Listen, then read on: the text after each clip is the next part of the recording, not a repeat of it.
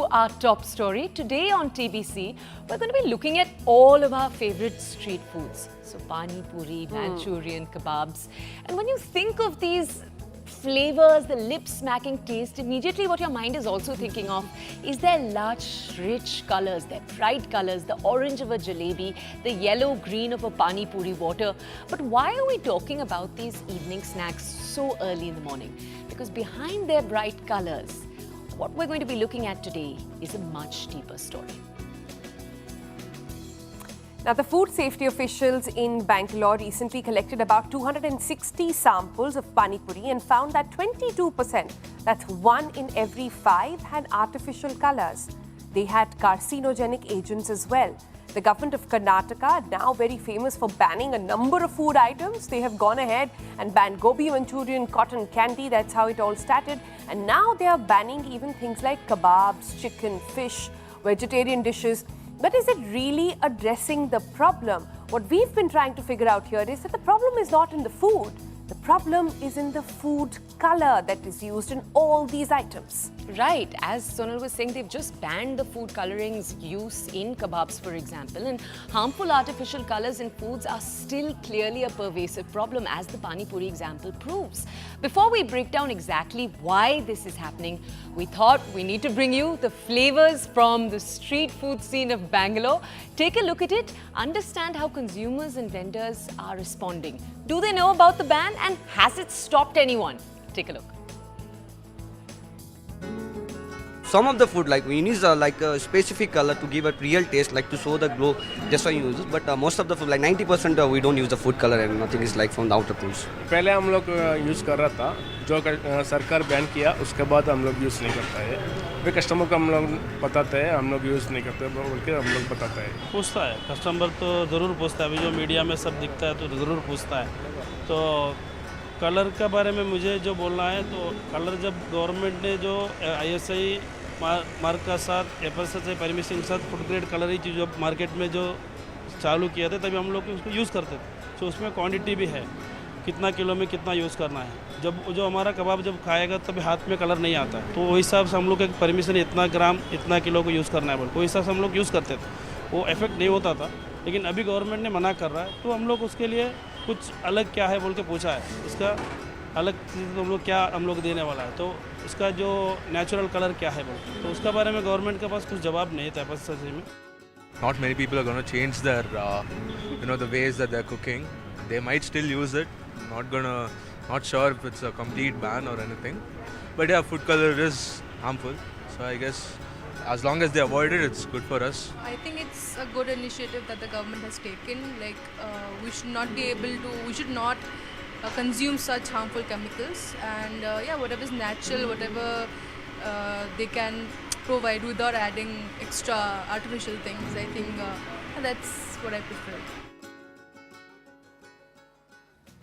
All right, so the verdict clearly is people A, do not know what the ban is about, and B, they want to eat healthy, they just don't know how. But that's where we come in to solve all those problems. But remember, Karnataka is not alone.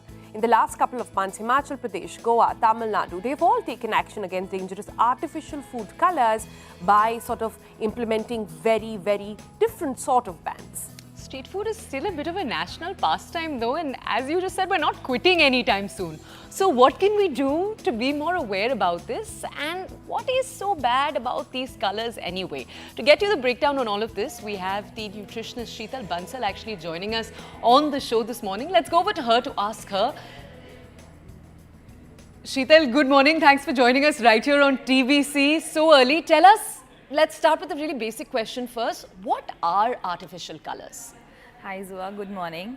So basically, artificial colors are the synthetic food colors which are derived chemically in the laboratories by using petroleum and crude oil. So these petroleum and crude oil components are little harmful. So they are basically used to enhance the color of the original food product so that people can get more attractive. It becomes more appealing to your eyes, and you are like, you want to just eat it when it looks so attractive. So it's just basically to make it more delicious, and it's like you eating more of the food if it's looking, the appearance is just wonderful. Okay. Right, right. Sheetal, just also want to understand, a lot of people say, thoda agar color chala bhi gaya to kya bura hai, right? So, can we sort of break down and understand what these colors are doing to the chemical composition of our body? How is it impacting our body? See, already these colors are added in a very little quantity, and if you just see, I don't know if you have used at home or not, but if you just touch it and add little bit of water, your whole hand will go the same color you're using it. So these colors are hampering your gut.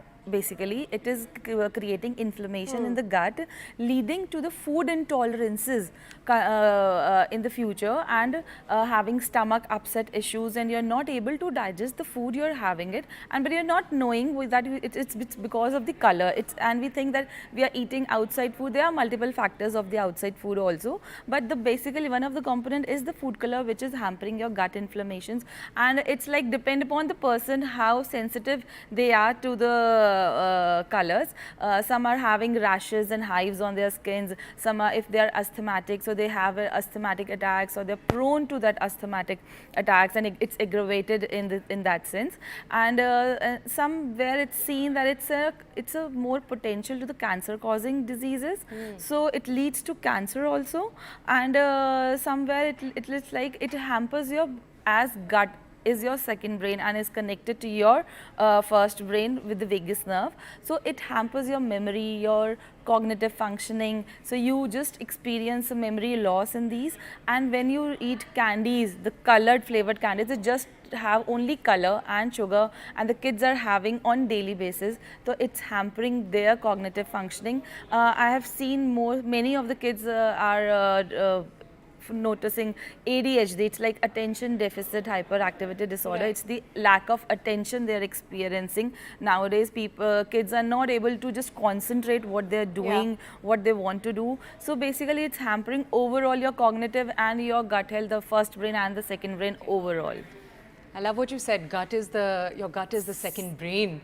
But is it a question of amounts? Just can you explain that? Is any amount harmful? Does the amount matter if you're just putting a little?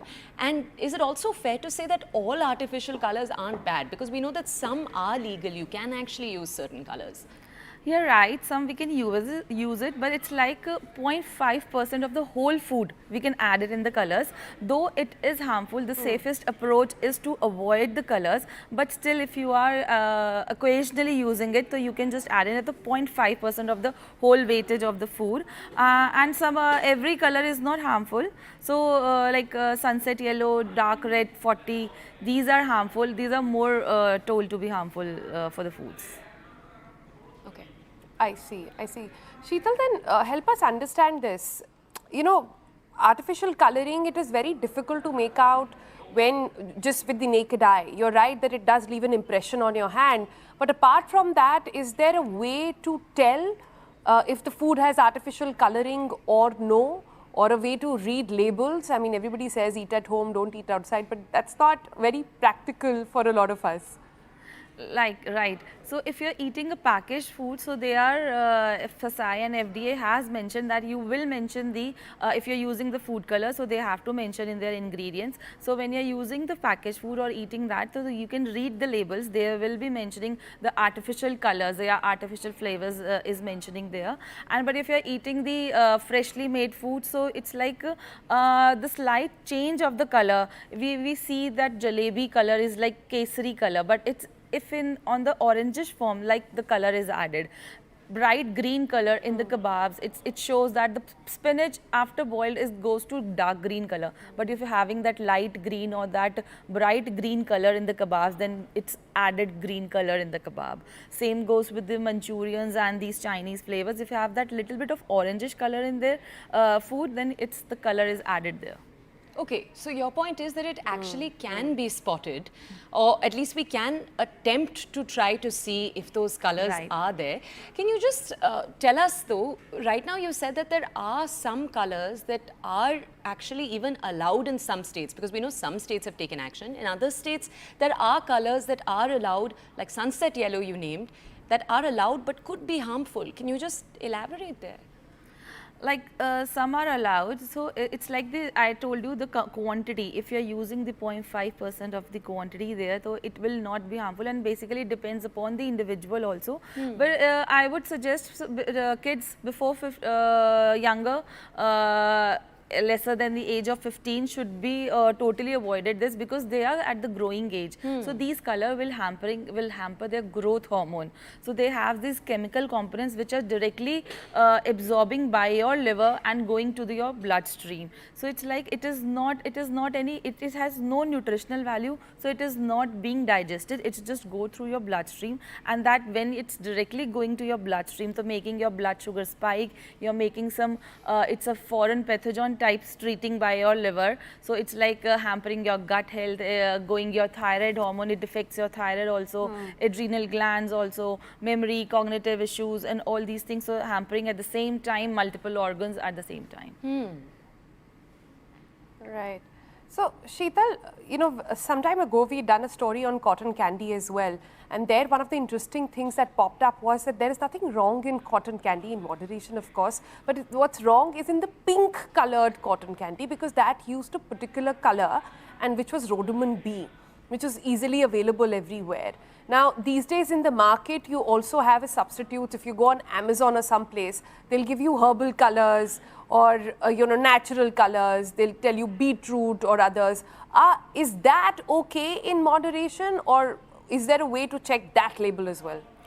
Yeah, we can try that label also, but the natural colors are the safest thing because they are being adopted from the plant directly. There is no chemicals, no petroleum or any other diesel or crude oil being used in manufacturing these colors. So when it is naturally extracted from the beetroot, so they are the sun-dried. Beetroot is sun-dried. See, it has enriched with vitamin D also as it is sun-dried, and then making a powder out of it. So you just have to look out of the process also, because some people mention the process of making and the method of making. If you are more aware, or if you are more conscious about the process, so you can go for it. Like we have spirulina and algae. You can just, it's a dried powder of an algae. There is no synthetic form or chemically used of that algae. Like kesar. Kesar is a natural color. We can just add it in your kheer, your kebabs, your paneer tikkas and all for the color. You can use turmeric. Turmeric is a natural yellow color. You can add it in your food, and we Indians use it on daily basis, these colors. So for green color also we can use spinach for the darker color. You will not get the brighter greener color for this, and we use blueberries and all these red cabbage for the blue color. And all these. So we're actually we'll share some of these tips and tricks with you, our TBC family, in a little while. We'll even have a chef joining us to tell us about this. But Sheetal, we'd like to thank you for bringing us this base primer. So this is how you should navigate street foods. But we did want to ask, how and why are these chemicals still finding their way into our food? To bring us a deeper look into that, we have Alok Sinha. He's the former chairman of the Food Corp of India. He's joining us on the show today. Sir, good morning. Thank you for joining us. Tell us, how does the government decide what artificial colors it's going to allow, what it's not going to allow? I know that longitudinal studies are conducted, but how long is that study, the study to determine if a certain chemical is bad for us or not? You know, the study is long enough. The problem is that in spite of the study, there are units in the industry which make the colors in an illegal manner, going beyond the specifications, and there is no stoppage or inspection to stop the manufacture of these colors. So it would be unfair and tactless to merely blame the street vendor. The street vendor has to put the color because the consumer wants more colors which would appeal to the consumer's eyes, as if the consumer is going to get something which is very natural, very vibrant and very fresh.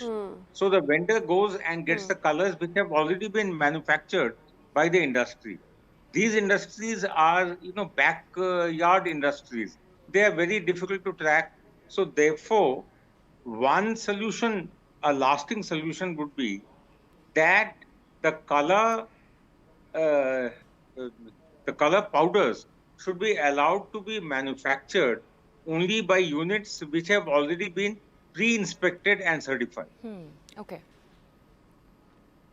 Okay. Like, for example, if sir, you go to the just- market to buy tomatoes, you would want very, lal tomato.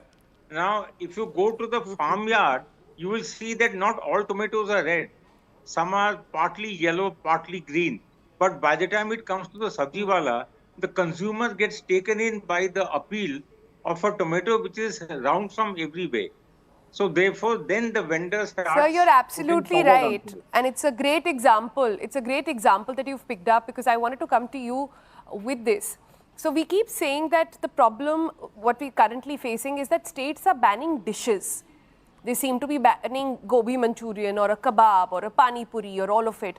But they don't seem to be getting after the main culprit, which is the dye, which is the Yeah, color, that's which is true. so easily available. And you're right, it's not just in your food, it's in your sabzi, it's in your fruits. Your apples are being polished, your spinach is being dipped in a green dye. So with this reality, what is the solution then really? The solution is that the manufacture of the coloring items, the coloring substances, should be checked, and the punishment should be very stringent. I haven't heard of many successful prosecutions leading to punishment of people who are manufacturing the dyes. And it is not merely in the sabji and phal and the restaurants and the vendors, it's even in the hair dyes. There are stories that some hair dyes lead to very rapid hair fall. It is all because the kind of color that is being added is the one which woos the consumer. The consumer thinks that he or she is getting the best stuff without realizing that it is actually dangerous. And there is no way the manufacture of that dangerous coloring substance is being checked. So the the manufacturing has to be checked, and there should be stringent punishment. Can we also ask you, we're telling our audiences, as you just did, that the main thing is the main purpose, the driving factor for sellers is making the food more appealing. But can you take us behind the scenes and tell us, is that the sole advantage of using artificial color? Because I know some research says that artificial color actually can last longer. There are other advantages that sellers can find. Can you tell us more there? Well, there could be that some colors add to the preservative life of the food being cooked and then kept aside to be sold later whenever the demand arises.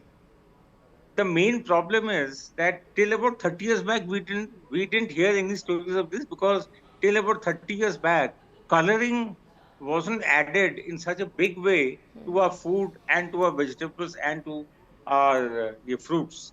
So it is basically, one, the consumer demand; secondly, a lack of control on those who manufacture these colors.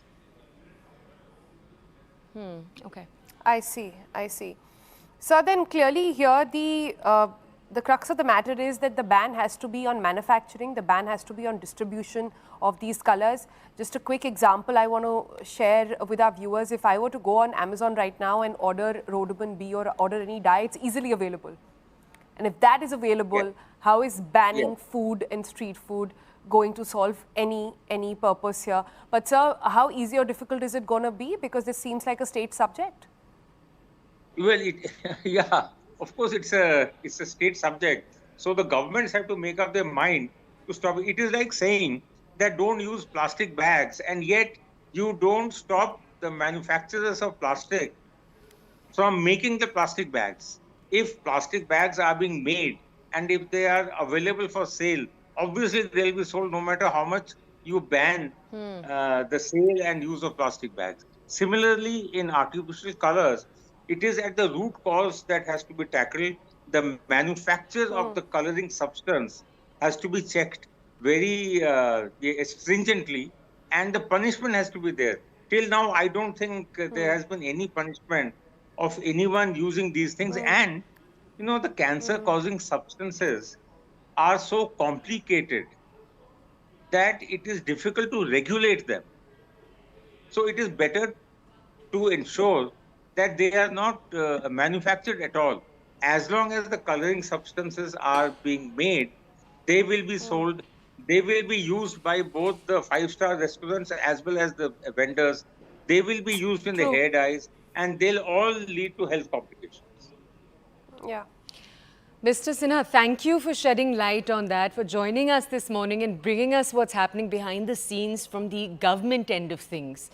Okay, we're going to take you now to another interesting aspect of this entire story. But before we do, a fun fact. What's the most common color that is used in India? According to a 2018 study, red is actually the most demanded food color. Right after that, you have green.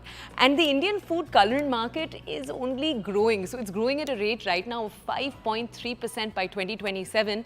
And synthetic or artificial food color, that segment actually dominates the entire food colorant market as we speak. Yeah.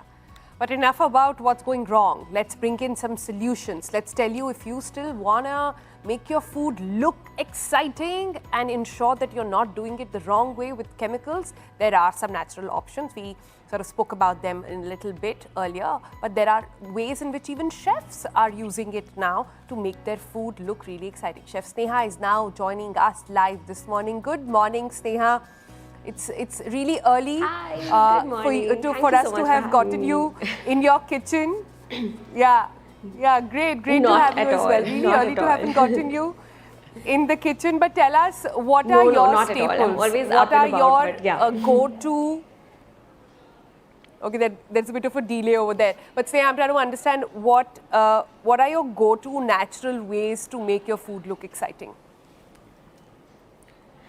Okay, so there are a lot of natural options that we can use for different kinds of colors. So here I've got some options.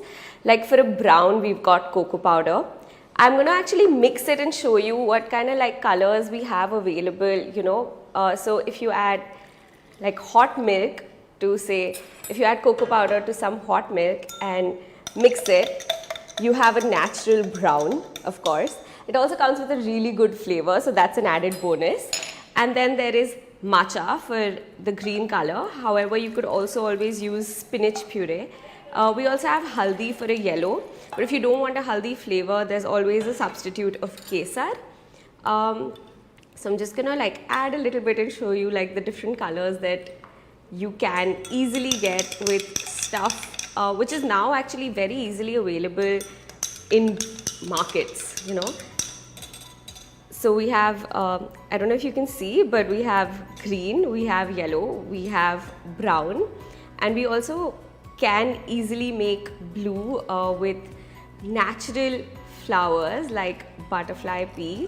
So just add a little bit of it to hot water and you wait for it to sort of color and be ready. Hello? Nice. I'm not sure if you can hear me. We can, and the blue is looking beautiful from what we can see. Perfect.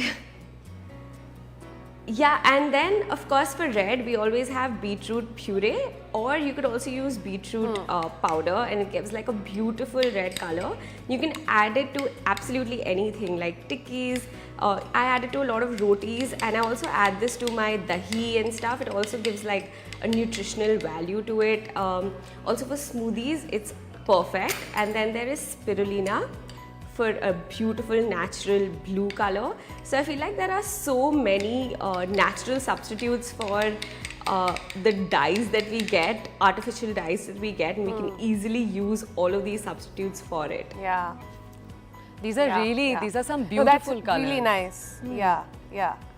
And I remember, I don't know if our audience will remember, we done an Earth Day smoothie that Sneha had done for us, and there also she used green and blue and all of that with just natural products. So really good top quality stuff can be achieved by just using all of this. Sneha, quick closing comment.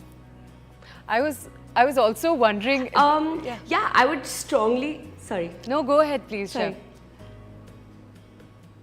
I would strongly suggest people to actually use everything that is available to them. I mean, even if you want a black and you don't want to buy charcoal, you can always use black sesame, and there are very easy tips and tricks to follow. Like suppose for kesar, if you lightly heat kesar in a paper napkin on the gas and then sort of use a mortar pestle to, grind it and then use it in water, milk, you get a beautiful orange color which not even an artificial coloring can give you. So it strongly suggests people to sort of just, buy like a spirulina or a matcha which lasts you about 2 years at room temperature.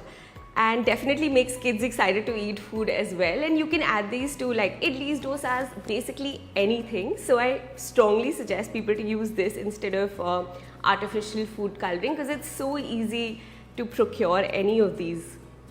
Chef, I'd also like to ask you because as you're showing these, I know some mums are probably watching this at home and saying kesar to and turmeric to hum itne samay se use kar rahe hain. Some of these are traditional and they're very, very indigenous to our cuisines. Can you just point out over there, because something like spirulina I know, or matcha even, that matcha for example is a more recent entrant. We've seen it come in over the last few years. But which are the ones here that are more traditional for us?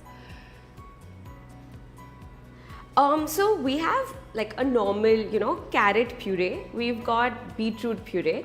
Then of course kalonji or black sesame. In fact, this is really good to dye your hair black as well. It's very natural and everyone on social media is currently doing it. Then of course there's haldi. Haldi doodh has been like, I don't know how old. I mean, I've been having it since I was a kid as well. And also there is paprika powder. I don't suggest lal mirch powder also because I feel like even lal mirch nowadays has a lot of coloring that goes in. But paprika, somehow they've sort of tried to retain. So yeah, these are some things that people have used for a really long time. And cocoa powder is of course a must in all our kitchens nowadays, which is also very, very easy for you to sort of procure.